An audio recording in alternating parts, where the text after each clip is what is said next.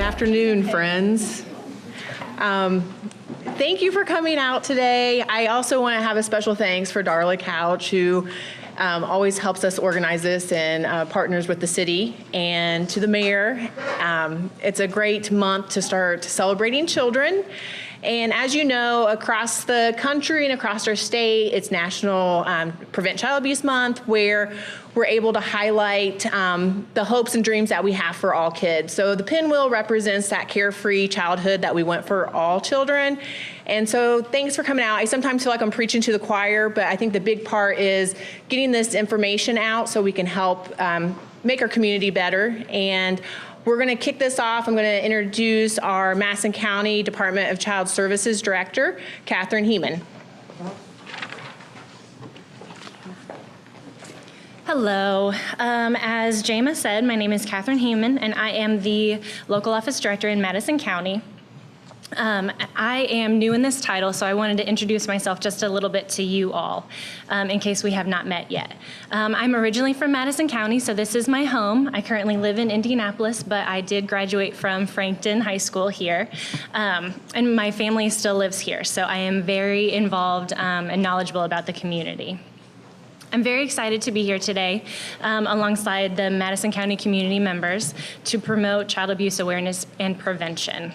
In Madison County, there continues to be a growing need of involvement with the department. The Madison County office has grown immensely due to these needs. We are continuously hiring staff and management to address these needs. So if you have ever thought of being a foster parent, I'm looking at you, contact us and we will get you some information because it's a definite need in our community. Okay, so the department as a whole has also increased contracts with service providers as the need for substance use services is ever increasing here in our community.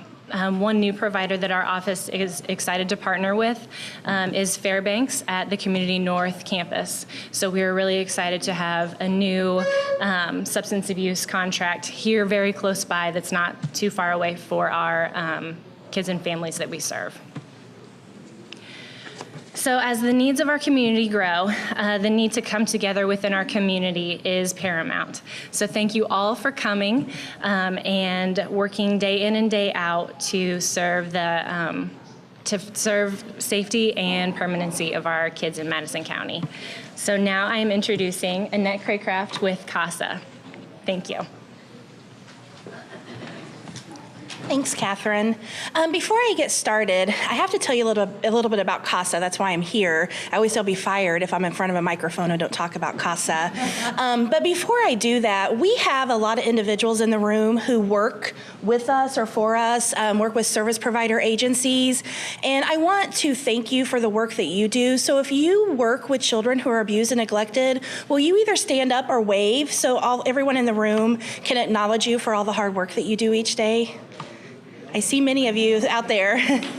So thank you to all of you that are here. I know it's a job that takes a lot of dedication and a lot of heartache at times, and all of you do such a wonderful job, so I wanted to acknowledge you.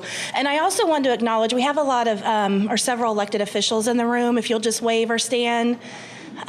I see Senator Tim Lannon, and obviously we have the mayor up here. But thank you to those individuals as well, too, because it takes those partnerships for us to enact policy and do things to help the children that we work with each day. As Catherine said, my name is Annette Craycraft, and I'm the Executive Director of East Central Indiana CASA. I'm thrilled to see so many of you here today because, as you know, it takes awareness and education for us to intervene and help break the cycle of abuse. As you can imagine, being in the middle of a court case can be pretty terrifying, and especially for a child. And that's where a child advocate or a CASA volunteer steps in. CASA volunteers are the child's voice in the court. A CASA volunteer champions the best interest of abused and neglected children, and they need a friend in the process. And they also deserve to have their voices heard, and that's what a child advocate does. In recent years, as Catherine said, Madison County has seen an extreme increase in our caseloads. And as I've mentioned before, in the last few years, we've been ranked about 5th in the state of Indiana for child abuse and neglect. And that's such a jarring number to hear because population-wise, geographically and things like that, we're not 5th in the state. So when you hear that our child abuse numbers are that high, I think it kind of resonates with a lot of people when they're not aware of that. In 2017, with new cases and carried over cases from the previous year, CASA had about 1,200 cases assigned to our agency just from Madison County alone. And that's a huge caseload, as you can imagine. The system is overflowing, and we are faced with fewer resources locally to help agencies such as CASA and those of you that are out in the audience. We really need more resources locally to help us. And so that's where I always plead to you. We need the community's help. We need you to stand up, not just us here in the room, but the children out there that are being affected, they need your help. And that's who we are pleading with you today to get involved and help them. We desperately need individuals in our community to be a CASA volunteer. We do need foster parents, and I see that as a problem with some of our CASA volunteers because our foster parents are all over the state of Indiana. So we have CASA volunteers sometimes struggling because their cases are so far away. So we do need more foster parents here in this community. So I would encourage you to consider that.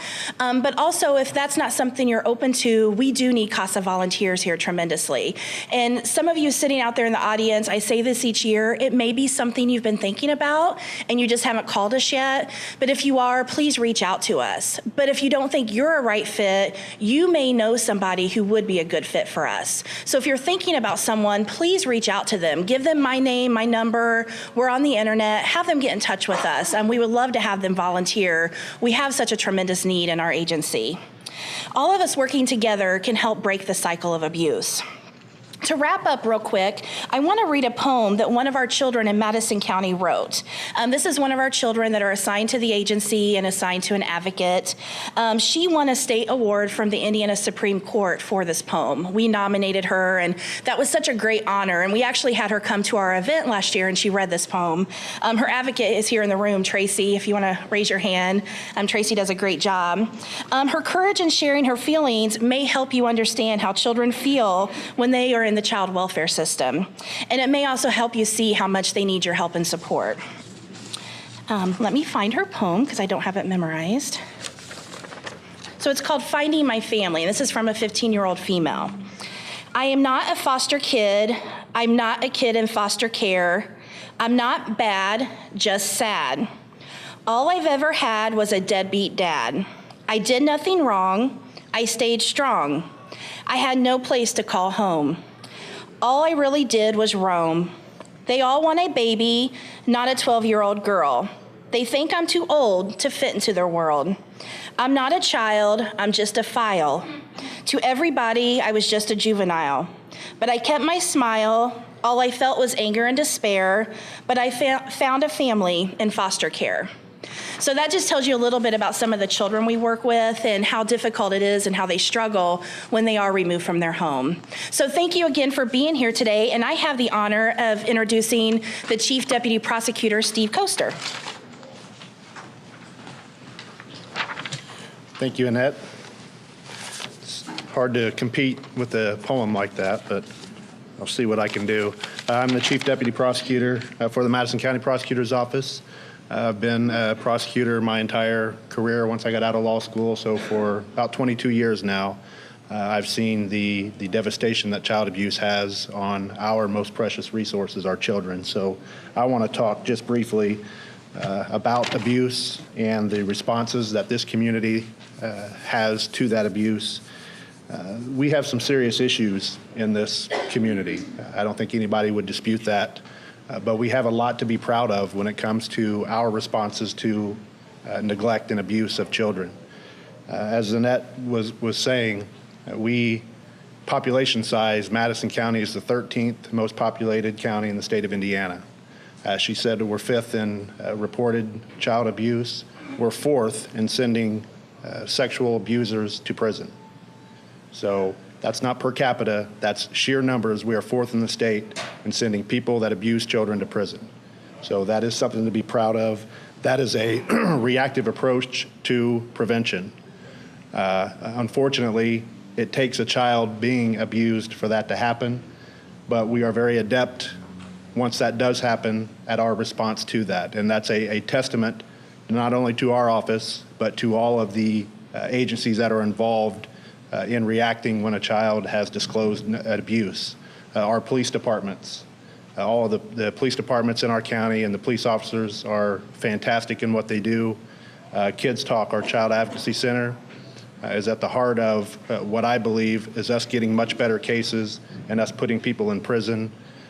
From the first year, full year of existence of Kids Talk to the second full year, we doubled the number of child molest cases that we filed. So I attribute that to Denise Valdez and her running of the Kids Talk Child Advocacy Center. All of our victim advocates who daily keep us in check, make sure that our eyes are on the prize of doing the right things for these victims and putting the bad guys away. Even DCS, they're on the front lines as well. They have, and most of these agencies have dual approaches to this. They have reactive approaches to child abuse, and they have proactive approaches. DCS has to respond when these cases come about, but then from that point on, they're working progressively to try to stop any further abuse from happening to that child or that child's siblings or to any other person in that family. And that's kind of what I take a lot of pride in our reactive approach and how good we are at dealing with these types of cases. But what I take more pride in is the progressive reactions that we have to child abuse, because those to me are the unsung heroes. Those are the people who are working to prevent the abuse before it ever happens. And the reactive approach that I'm talking about, we get all the accolades because that's quantified. We know those numbers. We can tell you we're fourth in the state in sending people to prison. The other side of it, the people that are trying to prevent this from occurring before it starts, you'll never hear numbers on that because you can't quantify something that doesn't happen. So when a child, because of some educational program that they've attended or heard, avoids a situation where she could have potentially been or he could have potentially been abused, the people that are involved in that process will never know that they've saved that child from something. The lives that are saved, they will never know because it's not quantified. And those are the agencies that you see up here today. Jama Donovan and the Children's Bureau does a fantastic job with her staff. CASA with Annette, with her staff and with the volunteers. And that's a whole other subject that I could get into. We have 1,200 cases, and by statute, they're mandated to have a CASA involved in these CHINS cases in our courts. But yet, we don't have any money to give to people. We have to have volunteers who are overloaded with cases. That's a whole other subject. But they are very much involved in, again, it's most proactive. Something has happened that's got them involved, but they're more progressively looking to make sure that child is safe and keep them in a safe environment. Kids Talk, not only do they work on the front lines of when something occurs, now that the program is fully involved, they have a program now where they're going out in the community, they're going out to the schools, and they're doing prevention. And Julie Kuhn will talk about that. She's done a fabulous job. I've been there, I've seen her do these programs with these kids, and I can tell you that is saving lives, that is saving kids from getting harmed in unspeakable terms. DCS, again, with Catherine and her caseworkers, and she talked about foster parents, and I would urge you to do that. I've seen DCS from all different angles, and I kind of got thrust into a foster situation from some kids that I coached once, and I saw what their caseworkers go through, and they do not get paid enough money for what they do, for the hours that they work, and they do a fabulous job. And there's many, many more agencies and people out there that are working hard to prevent child abuse, and I am very proud of the fact that I am part of that process and that we have all of these people who together are doing everything that they can to prevent our children from being abused. So again, I think everybody who was involved in that process. And I now have the honor of introducing our next speaker, the Mayor of the City of Anderson, the Honorable Thomas Broderick Jr.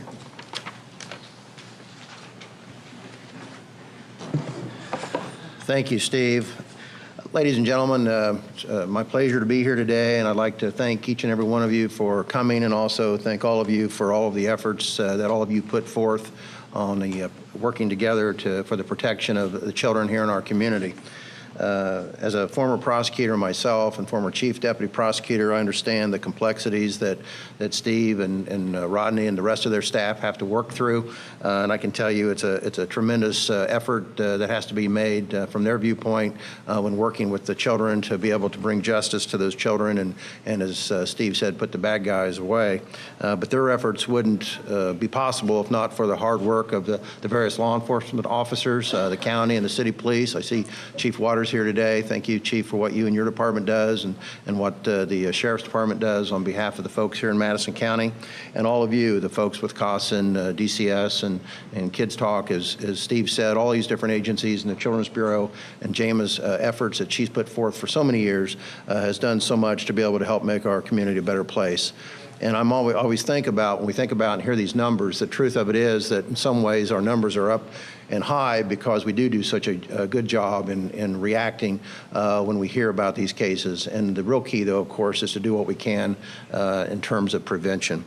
And so what we're here about today, of course, as we get ready to plant these pinwheels, which are symbols, if you will, of the innocence of children and the purity of children, is to remember that these little ones that hold these pinwheels at a time when they're little babies and they first get them and they blow on them and look at them and try to play with them, that we recognize that that's an innocence that we hate to see these children lose. And so we work together to recognize and come together as a community to do everything we can to protect the children, not just not today, but into the future, to help have them have better lives and better futures.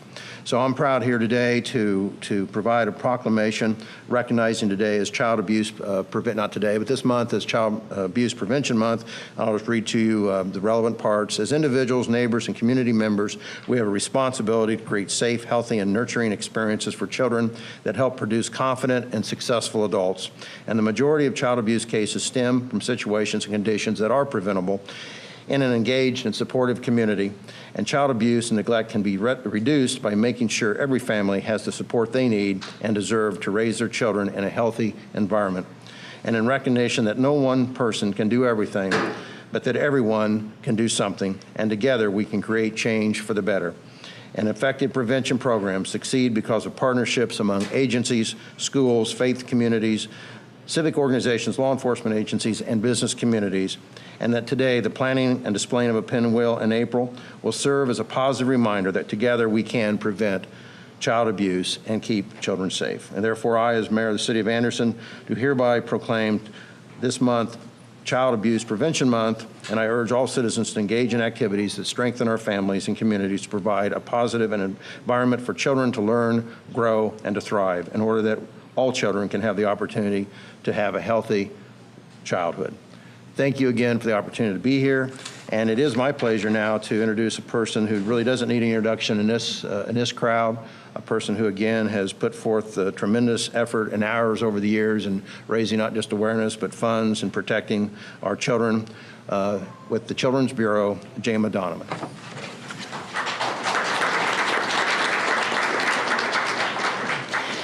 Well, I think as we all talk about the things that we need to do to help protect our children, I think we can all agree that we would love to all be out of work someday. Unfortunately, we have to strive towards things that can help protect the children. And within our state of Indiana and all 92 counties, we have Community Partners for Child Safety, which is a program that Children's Bureau gets to run in this region, which includes Madison County, Hamilton, Hancock, and Tipton. And within that program, they are really able to impact lives, and the goal is to help keep families out of the Department of Child Services. Matt Fertucci has been with the Children's Bureau for over 10 years. He does amazing work, and this is just a great story where you hear about the impact that you can have. And with this program, I want people to realize that it's a free program. If you have a family that's struggling, it's a resource for them. Matt was able to work with a grandmother that had taken in 5 of her grandkids. So imagine the stress of that. Within doing that, she had a lot of ailments, a lot of health problems. The kids were in constant chaos. They were having issues with the school. The school was not happy with the child's behavior. The family was not happy with the response from the schools. Matt was able to go in and help connect this grandma to community resources that are available, food pantries, trustees' offices. He helped her come up with a strategic budgeting plan. He was also helped her get an advocate within the school that allowed the open conversation between the school and the child and ensuring that the IEP is being followed. And we saw great successes with that child in school, and the school saw positive effects with the child's behavior in school. In addition to that, Grandma had the need of wanting to get a job. Matt was able to help her to get it was a teaching certificate to where she could go in and be a substitute teacher, that she could supplement her income. And in addition to that, he was able to connect her with community resources. It was a very isolated family. They didn't have a lot of external family or friends, and he was able to get her connected with a church where that became part of her family. So that's some of the great work that program can do. And again, like I said, if you ever have a family, parenting is hard. It can be stressful. It can be rewarding, but we also need to all help each other. So again, that program's available in all 92 counties in the state of Indiana. So we want people to be aware of that and utilize it and access it. And within that program, we're able to also provide safe sleep classes, which is a huge need as a family. And you're having a brand new infant coming into your life, and sometimes you get advice from other family members that may not be the right advice. And so we're able to provide a class that helps educate families on safe sleep practices. And if the family is in need of a safe sleeping environment for that child, they can provide that also. And so I'm really proud of everything and all the work that Children's Bureau does. I'm proud to be a part of that team. I've been there for almost 18 years, so we're not giving up. We're going to continue and work hard for kids. The other things I wanted to touch on was just some of the things that we can do as a community that are already happening. And I think some of that are the people that we invited to speak today, because those are the people that are having strategic impact on ways we can help kids be safe. But we also every year have an annual safety fair, and we will be doing that again in June. It'll be June 20th. A lot of different partners come to that. It's a true community event, and it's ways to help families make sure that they're safe and have those resources. In addition to that, we have the Pinwheel Gardens. That's why we're here, for people to be aware of how to report child abuse and neglect, not just in the month of April, but all throughout the year. So it's just another way to be able to highlight that.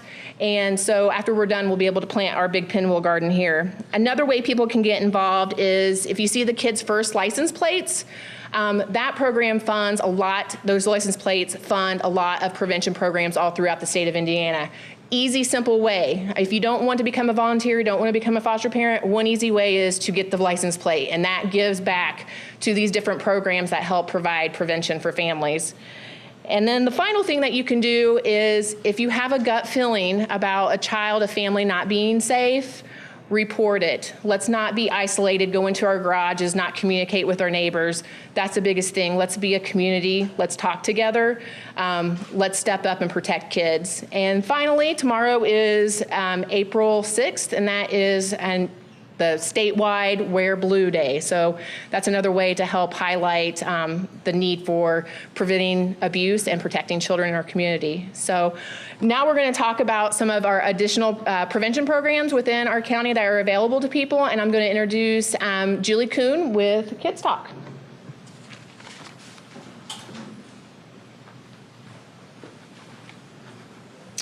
Good afternoon. These are a few examples of cases that have come through our doors within the past year. Young girls are lured across state lines by adult predators. A boy is afraid to say what his grandfather has been doing to him because he's afraid no one's going to believe him. A young child watches his father continually punch and abuse his mother. These are just a few examples of the many cases that come through our doors on an almost daily basis. These are kids that live here in our community. These are our children. They need us as adults to step up and be their voices. They have a right to food, to clothing, to shelter, and to live in a safe home. These kids deserve love. They don't get that too often, and they don't hear the right words from the right people often enough. They deserve a chance to live a full life. I have the privilege of serving as the prevention coordinator and a victim advocate at Kids Talk. We're the child advocacy center that opened in 2014. Since 2014, we have done 2,011 forensic interviews. That's 2,011 kids who have believed to have been victims or witnesses of abuse, neglect, or a violent crime. We do our best every day to be a voice for these children and provide a safe space for them to share their experiences. We work as a part of a multidisciplinary team with law enforcement, prosecutor's office, Department of Child Services, and even local medical professionals.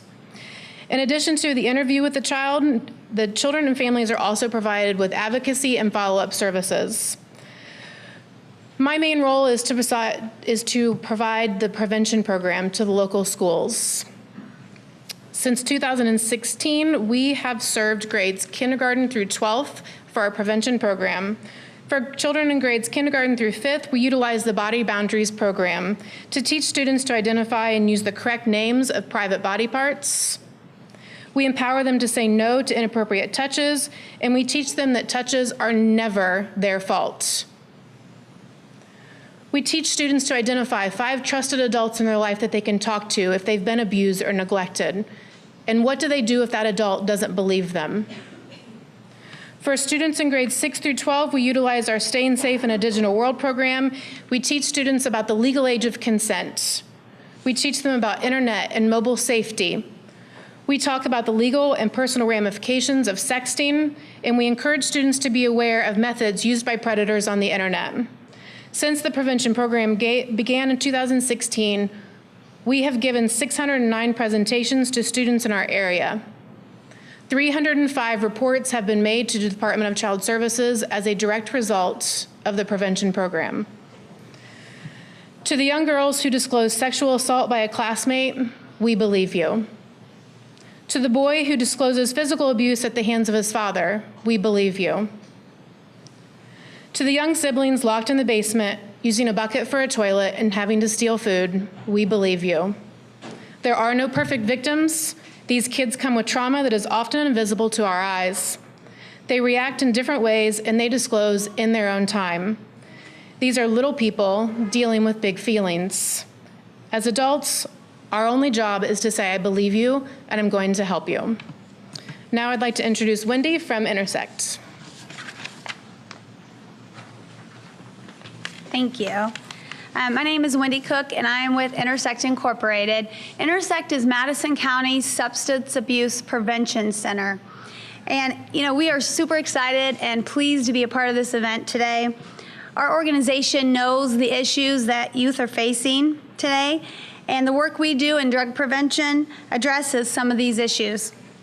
As a partner agency, Intersect provides several youth and family-based initiatives in the community, including our evidence-based Strengthening Families program, our support-based Parent Cafe, and a youth curriculum for at-risk youth, Project Magic, as well as a youth-based Project Voice activity. By reducing underage drinking, youth tobacco use, and eliminating youth exposure to secondhand smoke, Intersect strives to improve the health of youth in Madison County, as well as the health of their families and parents. We are, again, humbled to be here and at this great event, and when we take our goals to address drug use prevention efforts seriously and with great care. I'm going to turn it back over to Catherine, and she's going to wrap us up. Thank you. I want to say thank you all for coming today and working to prevent child abuse and spread awareness. So if you could grab a pinwheel and head out the back doors and plant a pinwheel in the front garden so we can demonstrate to our community that carefree spirit that each child in our community has. Thank you for coming and have a wonderful day.